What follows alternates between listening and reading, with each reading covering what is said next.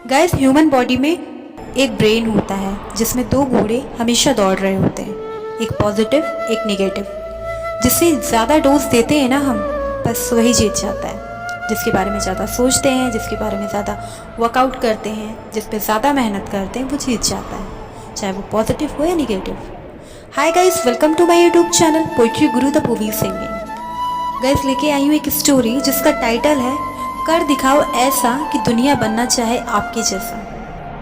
एक लड़का अपने घर के बाहर बैठ करके बहुत रो रहा होता है। इतना रो रहा होता है वो अपने लक को, अपने भाग्य को कोस रहा होता है, क्योंकि उसके फादर उसके लिए सब कुछ छोड़ के जाते हैं, लेकिन वो सब कुछ बर्बाद कर देता है, सब कुछ खर्च कर देता है। तो वो बहुत ज़्यादा रोता है कि मैंने क्या किया, अब मेरा क्या होगा, मेरी तो सारी खुशियाँ चली गई, मेरा सारा पैसा, सारी जायदाद, सारी खुशियाँ चली गई, अब मैं क्या करूँगा।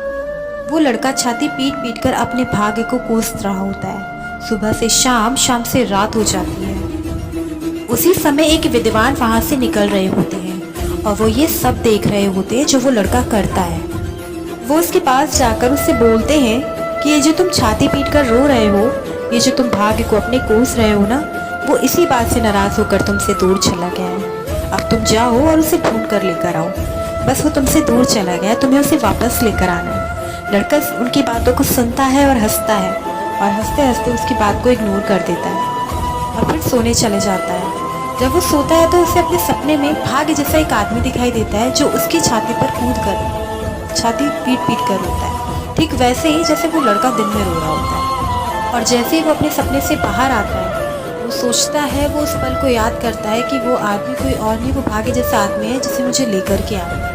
वो अगले दिन यात्रा पर निकल जाता है उस भाग्य जैसे आदमी को ढूंढने के लिए, जो एक ऊंची पहाड़ी पर रहता है। बस उस पहाड़ी की यात्रा पर निकल जाता है और फिर रास्ते में उसे एक शेर मिलता है। वो शेर को देखते ही बहुत डर जाता है कि कहीं मेरा शिकार न कर ले, लेकिन शेर उसे बुलाता है कि मैं तुम्हारा शिकार नहीं करूँगा, और मैं शिकार तुम्हारा कैसे कर सकता हूँ क्योंकि मैं तो बहुत टाइम से बीमार हूँ। फिर शेर उससे पूछता है कि तुम जा कहाँ रहे हो। तो लड़का अपनी सारी कहानी बता देता है। सारी कहानी सुनने के बाद शेर लड़के से कहता है कि अब तुम जा ही रहे हो तो उस भाग्य जैसे आदमी से मेरा भी एक सवाल कर लेना, उससे पूछ लेना कि मैं इतना बीमार हूँ, मेरी बीमारी का इलाज क्या है। फिर वो उसका सवाल लेते हुए आगे बढ़ता है और उसे बहुत तेज भूख लगती है, तो वो एक बगीचे में जाके रुक जाता है जहाँ पर उसे एक माली मिलता है। वो बगीचे में माली से मिलने से पहले उस बगीचे में फल खाता है। वो जब फल खाता है तो उसे उस बगीचे के सारे फल कड़वे लगते हैं।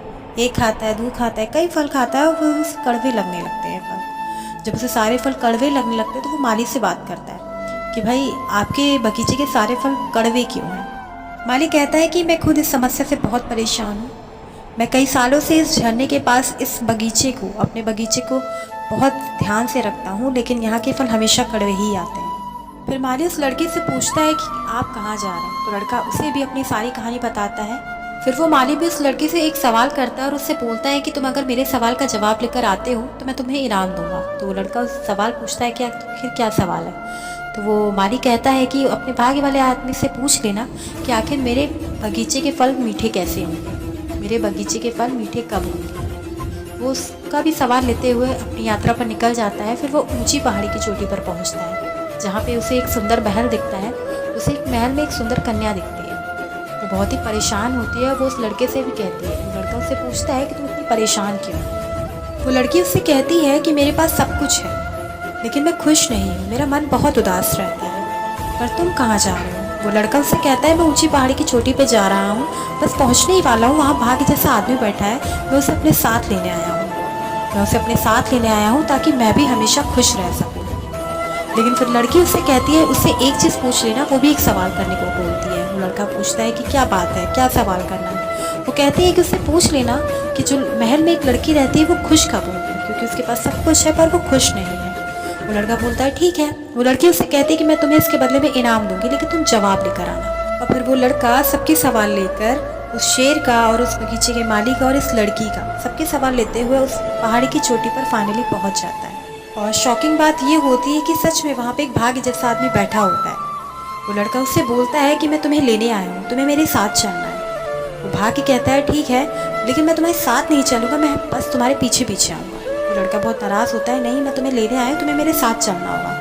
वो फिर भाग्य से बहस करता है कि नहीं मैं तुम्हारे साथ नहीं, लेकिन मैं तुम्हारे पीछे पीछे आता हूँ। तुम आगे चलो, मैं तुम्हारे पीछे पीछे आता हूँ।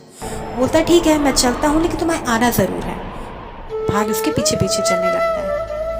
अब वो सबसे पहले उस महल में जाता है उस लड़की के जवाब देने के लिए, फिर बगीचे के माली के पास जाता है, और आखिरी में वो उस शेर के पास जाता है जो छोटी पहाड़ी पर बीमार बैठा होता है, उसके पास जाता है। शेर उससे पूछता है कि भाई यात्रा कैसी रही? तो लड़का बोलता है तुम्हारे अलावा 2 और लोग भी थे जिनके सवालों के जवाब मुझे लेने थे, तो मैंने उनके भी सवाल के जवाब लिए और बस तुम्हारे पास आया हूँ। फिर शेर पूछता है कि तुम्हारे भाग्य ने उन सभी सवालों के क्या जवाब दिए, अब तो मुझे बताओ। तो वो लड़का बोलता है कि उस सबसे पहले उस सुंदर महल की कन्या, जो सुंदर महल की लड़की थी, उसके सवाल का जवाब ये था कि जिस दिन वो मनचाहे लड़के से शादी कर लेगी वो हमेशा खुश रहेगी, क्योंकि उसका सवाल ये था कि मैं खुश कब होंगी।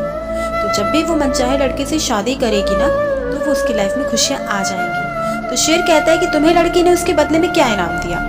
लड़का बोलता है कि लड़की ने मुझे प्रपोजल दिया कि तुम मुझसे शादी कर लो तो मैं तुम्हें महल दूंगी इनाम में, अगर तुम मुझसे शादी कर लोगे तो इनाम में मैं तुम्हें पूरा महल दे दूंगी। तो शेर ने पूछा कि फिर तुमने क्या किया? लड़के ने कहा मैं सब छोड़ के आ गया। मैं क्या करता, मेरे पीछे तो मेरा भाग्य आ रहा था, मैं तो उसके इनाम को छोड़ के चला आया। फिर मैं फल के बगीचे के माली यानी बगीचे के मालिक से मिला। उसका सवाल ये था कि उसके बगीचे के सारे फल कड़वे आते हैं। तो शेर ने पूछा कि तुम्हारे भाग्य ने उसका क्या जवाब दिया? तो लड़के ने कहा कि मेरे भाग्य ने ये जवाब दिया कि बगीचे के पास एक झरना है, उस झरने में सोना छिपा हुआ है। अब वो बगीचे का मालिक यानी वो बगीचे का जो माली है, या तो वो सोना हटा ले ताकि वो पानी साफ हो जाए और उसके बगीचे के सारे फल मीठे हो जाए, या फिर दूसरे झरने के पानी से अपने बगीचे की सिंचाई करे। तो शेर ने पूछा कि इसके मालिक ने तुम्हें क्या इनाम दिया? तो बगीचे का मालिक उससे कहता है कि तुम थोड़ी देर रुक जाओ ताकि मैं सोना निकाल लेता हूँ, तुम सोना ले जाना ताकि मेरे बगीचे के फल मीठे हो जाए। शेर ने कहा तुमने क्या किया? तो लड़के ने कहा कि मुझे क्या करना था, मैं तो छोड़ आया, क्योंकि मेरे पीछे तो मेरा भाग्य आ रहा था, मेरी खुशियाँ आ रही थी, मैं उसका सोना लेके क्या ही करता। फिर शेर ने उससे पूछा कि तुम मेरे सवाल का क्या जवाब लेकर आए हो? तो लड़का कहता है कि आपकी बीमारी तभी ठीक होगी जब आप दुनिया के सबसे मूर्ख व्यक्ति का सर खा लेंगे। शेर ने आओ देखा ना ताओ बस उस लड़के की खोपड़ी फाड़ डाली और कहा कि इस लड़के से मूर्ख और कौन होगा, पूरी दुनिया में इस लड़के से मूर्ख और कौन होगा जिसे वो हर वो मुमकिन मौका मिला जिससे खुश रह सकता है, लेकिन ये तो अपने भाग्य के सहारे सब कुछ छोड़ के चला आया। तो गाइस कहानी यहीं ख़त्म होती है and moral of the story कि हमें कभी भी भाग्य के सहारे नहीं बैठना चाहिए।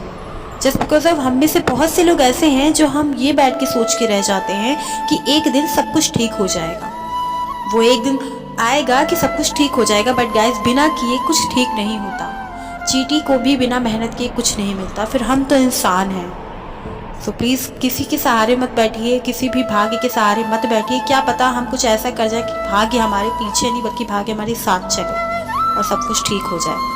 सो गाइस इस स्टोरी का यही एक मोटिव था, आपको ये बताने का कि भाग्य के सहारे नहीं बैठना चाहिए, हमें ही कुछ ऐसा करना चाहिए कि हम सच में लोग हमारे बारे में सोचे कि यार जो उसने किया वो मुझे करना चाहिए। तो कर दिखाओ कुछ ऐसा कि दुनिया बनना चाहे आपके जैसा।